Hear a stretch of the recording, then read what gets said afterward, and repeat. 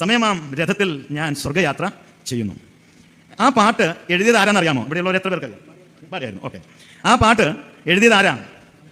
V Nagal എന്ന് പറഞ്ഞ ജർമ്മനിയിൽ നിന്ന് വന്ന ഒരു സായിപ്പ് നമ്മുടെ മലയാളക്കരയിൽ വന്ന് സുവിശേഷ പ്രവർത്തനം ചെയ്ത് മലയാള ഭാഷ പഠിച്ച് മലയാളത്തിൽ പാട്ട് എഴുതുക എന്ന് പറഞ്ഞ ചിലർ കാര്യമല്ല.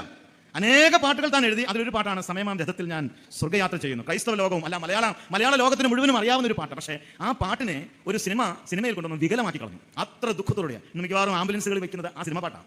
ആ പാട്ട് എങ്ങനെയാ വികലമാക്കി ഞാൻ പറയട്ടെ. സമയമാം രഥത്തിൽ ഞാൻ സ്വർഗയാത്ര ചെയ്യുന്നു. മരിച്ച ആളല്ല അത് പാടുന്നത്, ഇവിടെ ഇരിക്കുന്ന നാം ഓരോരുത്തരും. എന്നിട്ട് എൻ സ്വദേശം, ഏത് മരിച്ച ആൾ പോയി കേട്ടോ, ഇനി ആ ആൾ പാടുന്നില്ല. എൻ സ്വദേശം കാൺമതിനായി ബന്ധപ്പെട്ട് ഓടിയിടുന്നു എന്നാണ് സായിപ്പ് എഴുതിയത്. ഏത് പാട്ടുകാരൻ എഴുതിയത്? സിനിമക്കാരൻ എന്തായി? ഞാൻ തനിയെ. എന്തൊരു ദുഃഖകരമാണ്.